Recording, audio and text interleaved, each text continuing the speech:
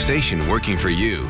This is WRTV News at 11, streaming now. Indiana is not adding any new statewide COVID restrictions as of today. Thanks for joining us here at 11. I'm Mark Mullins. And I'm Amanda Starrentino, but Governor Eric Holcomb is praising local governments for making their own orders. For example, this week, Allen County's health commissioner scaled back capacity at bars, restaurants, and gyms, and all schools in Marion County are required to transition to remote learning by November 30th.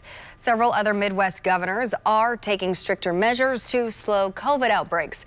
Restrictions on indoor dining have been announced in Illinois, Michigan, and Kentucky. And a statewide curfew in Ohio starts tomorrow. Governor Holcomb did not attend today's weekly coronavirus briefing in person. He is in quarantine after being exposed to the virus. Leaders from hospitals around the Hoosier state also spoke at the briefing. They shared messages for people who think the virus will not impact them and for people who do not seem to care how it impacts others. Because we've had to, redeploy caregivers to inpatient and critical care units, other areas such as surgery, endoscopy, our physician practices have to delay patient care, which is never in the best interest of our patients. I'd say just imagine if your loved one had a preventative screening colonoscopy scheduled and that screening was postponed. What if your loved one had a growing tumor that could not be discovered for 2 to 3 months? Or imagine if your wife, your mother, your grandmother, or your daughter had to wait to see their physician to discuss a lump found in her breast. These challenges are real and are happening every day. Death and dying has always been part of healthcare.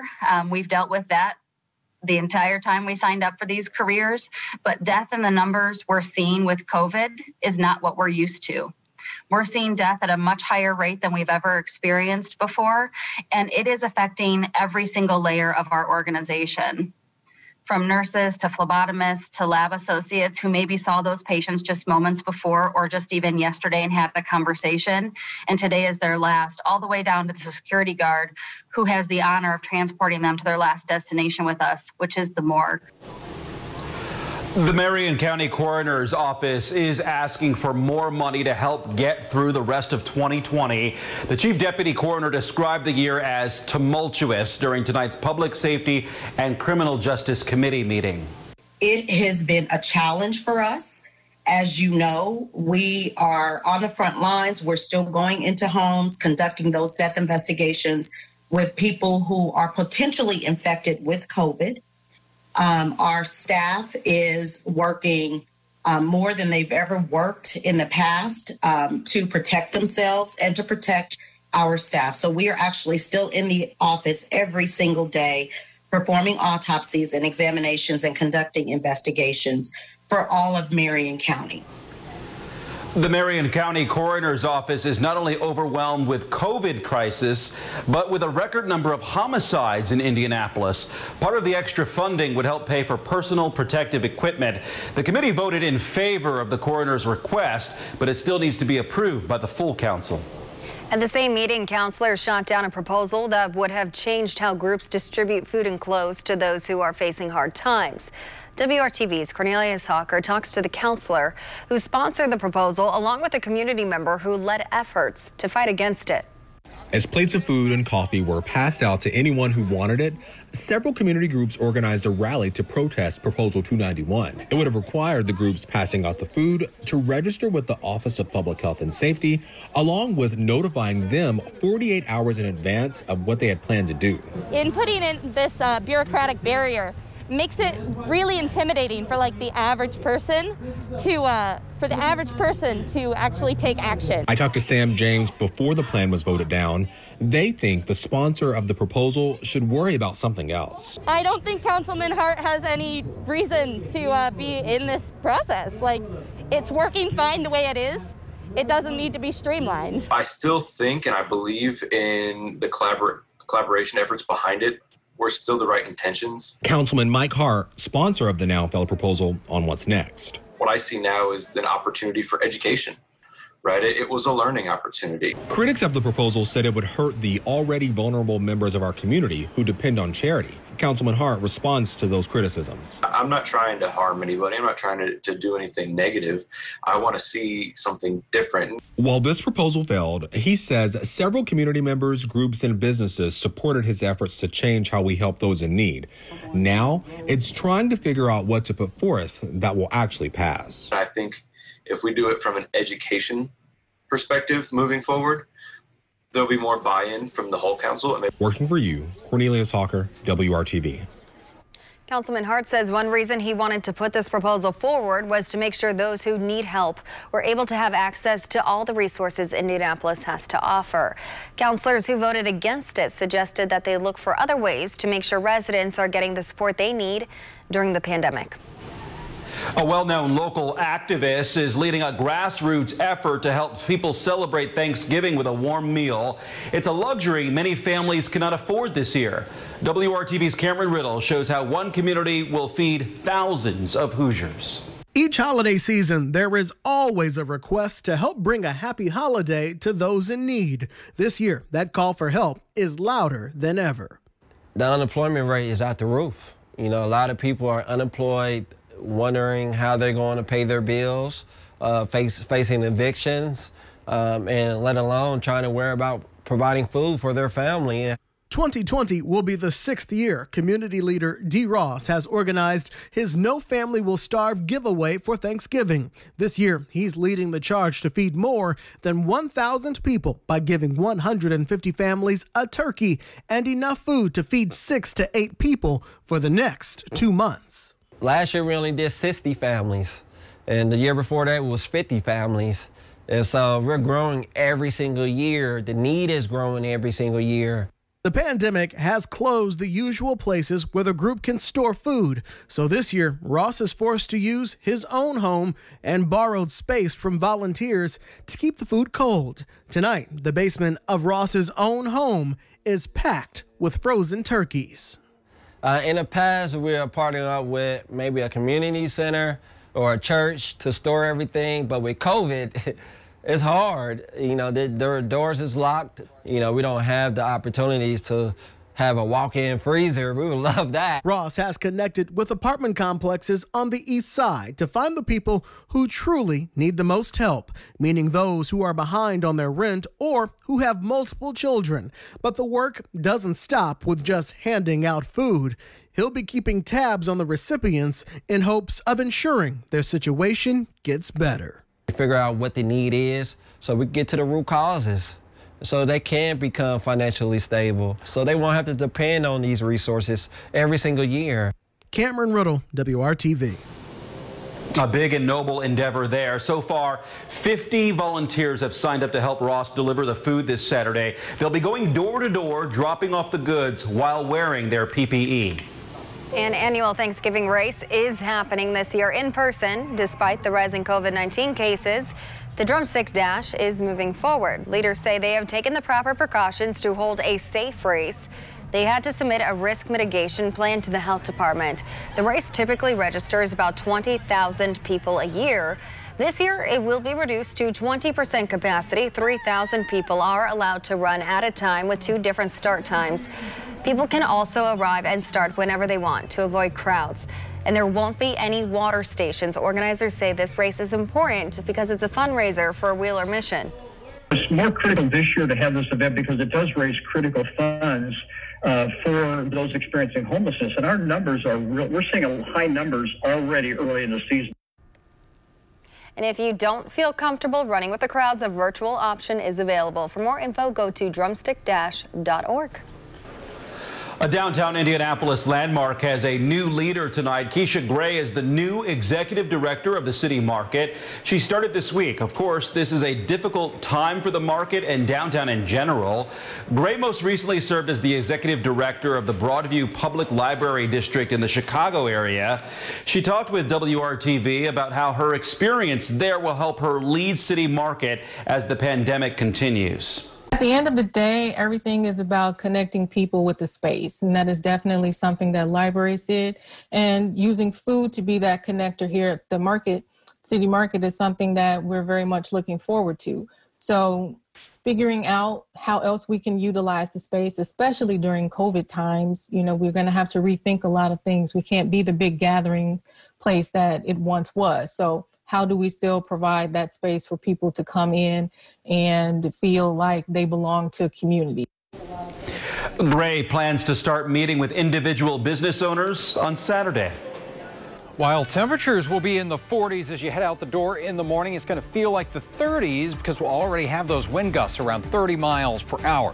Dry conditions tomorrow morning. I'll let you know when the rain will return. Coming up, how a Central Indiana program is putting students in position to graduate with job offers and no debt. Plus, there are fewer retail locations. People aren't carrying as much cash as they have in the past. Many people are now unemployed. How charity organizations are getting creative to make giving easier this holiday season.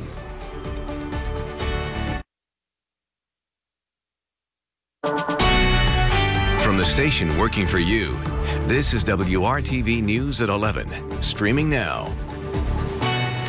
And welcome back. WRTV meteorologist Kyle Mounts joining us now with a storm team alert. And Kyle, wind will be a major issue again tomorrow.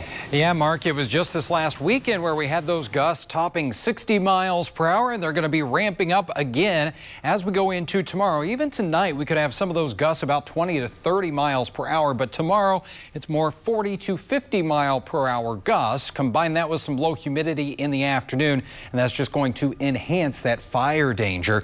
As we look at those wind gusts specifically tomorrow morning as you head out the door and for the morning drive, they'll be gusting around 30 miles per hour.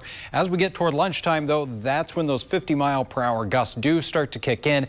We may see those exceed the 50 mile per hour mark. Out there tonight, they're breezy. They're not strong, though. We've got those winds out of the south around 15 miles per hour. It's been a little extra breezy for you in Kokomo all evening. Right now, your winds are about 20 miles per hour. That is keeping temperatures very steady, though, as we hold in the lower 40s with those clear skies. And tomorrow morning, we will have temperatures not too far from where they are right now, right around 40 degrees. 41 in Indy, 42 for you in the Muncie area.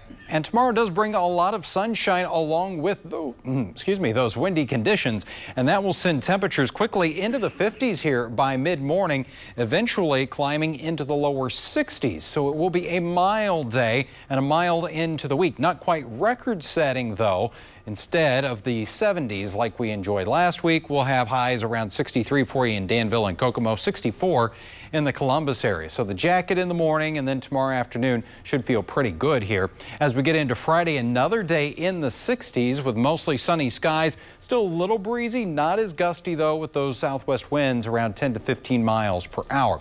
This weekend, that's when we get another chance for some rain. So the timing's not great here, but on Saturday, chance for some scattered showers across the state. I don't think it's going to be widespread there. A little more widespread as we get into Sunday. And right now, we're not expecting much in the way of thunderstorm activity, just mainly some soaking rains here as we go through time. And generally talking about 3/4 to an inch of rainfall. It's needed here because overall it has been a fairly dry month of November for us. Just not great timing with the weekend.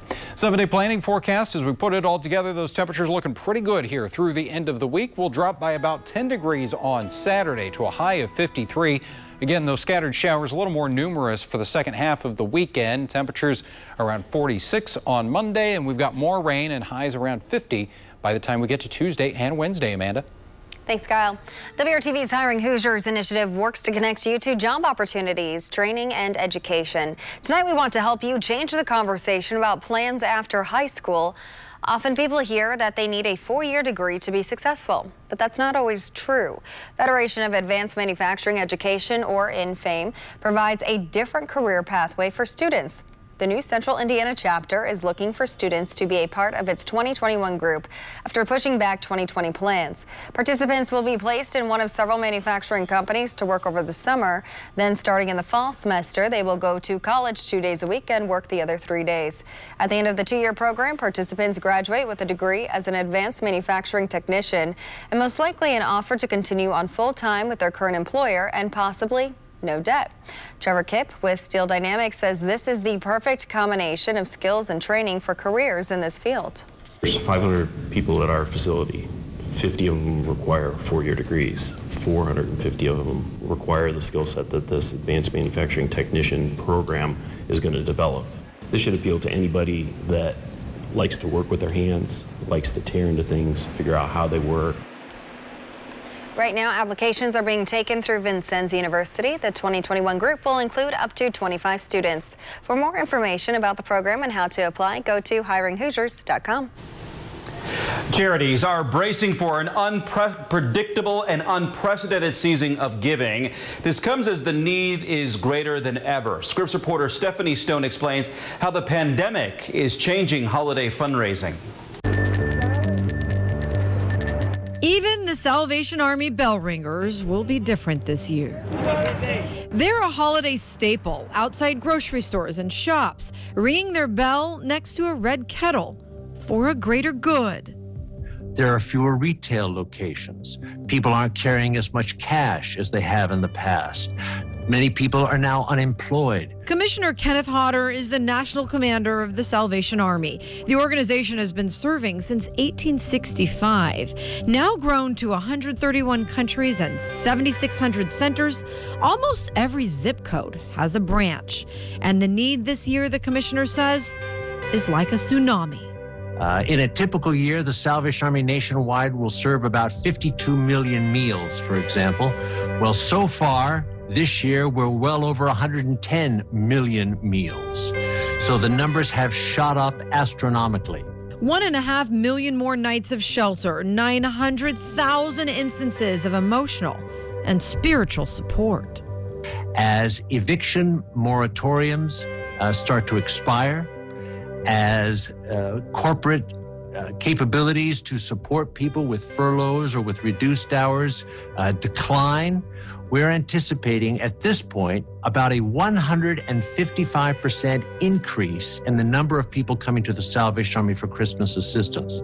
And with COVID-19, they've decided to get creative, launching Kettle Pay, which is what you'd think you can pay at the kettle without touching anything. They'll be able to bump their phone on the sign, and electronically, the opportunity to give will come up on their phone.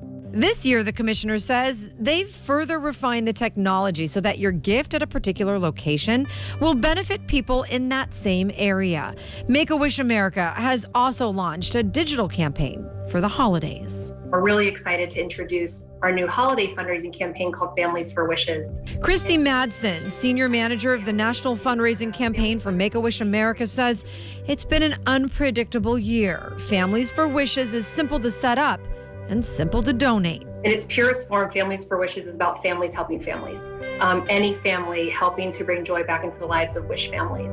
The funds raised will also benefit local families who are supporting a child with a critical illness. We know holidays are going to look so different this year, and we know that people are looking for ways to stay connected, even if they can't be together this year, and are looking for new traditions. And we think Families for Wishes could be a part of that along the family's timeline and when it makes sense for them. That new tradition, she says, is as easy as going to their website, creating a page, adding a family picture, and your campaign is launched. I bet people will be surprised to find just how easy it is to collect donations this time of year. People are looking for new ways to replace traditional gifts. And this seems like it could be part of that solution. And while it seems like a few clicks on a website or a few coins in a red kettle, wishes and hope are forever. And charities are hoping you'll help this holiday season. I'm Stephanie Stone, reporting. The annual WRTV Toy Drive is another opportunity to donate. You can drop off new unwrapped gifts at several U-Store locations. We will also be collecting items at Indianapolis area Simon Malls on December 5th. For more information, go to WRTV.com/Toy Drive.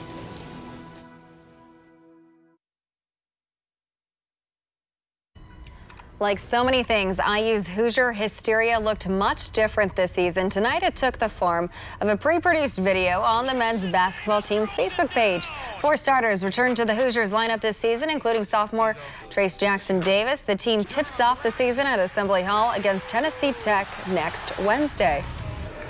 Now to the football field. Ball State hosted Northern Illinois tonight in Muncie. The game was tied 14-14 early.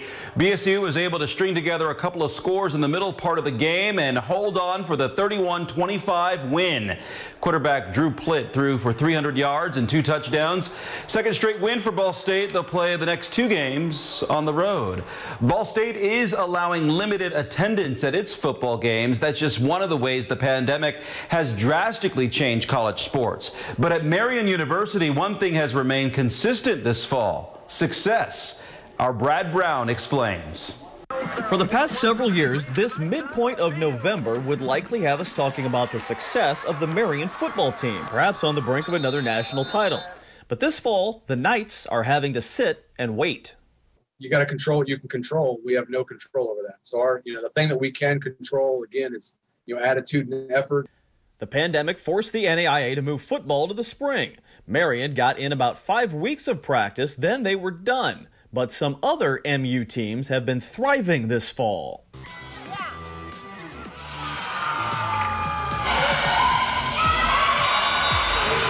The Marion women's soccer and women's volleyball teams have proceeded and succeeded, both climbing into the top 5 of the national rankings. The women's soccer team just finished off a 14-1 season that they capped with a Crossroads League championship. We had all summer to really talk about our intent to get through the fall season, the discipline, the commitment that we would all have to do to make it through a full season. It was awesome to even have the chance to play. It was definitely an adjustment, but now that we've all kind of adjusted and figured out what we have to do, we are all just happy to be here and be playing. So I think everyone's just grateful to have the opportunity to play. The women's volleyball team was all set to defend its 2019 national title. They'll get a chance to do that, but not until April. This fall saw the Knights string together a 12-3 mark. We're trying to take nothing for granted as we went through those practices. Even on the longer practices days, it was all worth it just because we got to go out there and play when there's a lot of teams that aren't playing. For them just to be able to be resilient and kind of go with the punches and just to be able to go through everything, I'm just incredibly proud of them and just who they are as young women. It shows how successful they're going to be after college. There were certainly plenty of challenges that came about, not unlike all sports this year, but the opportunity to play has turned out to be worth the effort. It's been really difficult, I think, to put things in perspective because, I like to compare it to last year, and it's hard to do that because it's a really different situation than last year. So it's a lot harder this year, and I just have to keep reminding myself every day, I'm lucky to be here, I'm lucky to be playing. I have never seen a group of girls put in so much extra work, outside of practice, and I've never seen so many people go through film and just all the additional things that you need to do to be at your best. As for football, they're hoping for a season to start in February. Cold weather? Certainly, but the work never really stops between now and then. They're disappointed. They want to be playing football right now, and we're not. But we want to make sure that when we have the opportunity to, we're going to have the opportunity to play again. We got to make sure that when that opportunity comes, that we're ready for it. Brad Brown, WRTV Sports. Driving could be made a little challenging at times tomorrow as we'll have those wind gusts around 50 miles per hour, but the temperature is very easy to take here. The next couple of days we got those highs in the 60s. We'll finish things dry on Friday, but as we head into the weekend, we do have that chance for some showers, and that gradually brings in some cooler air. Highs are back around 50 as we get into next week. Thank you for making WRTV your choice for news. Good night.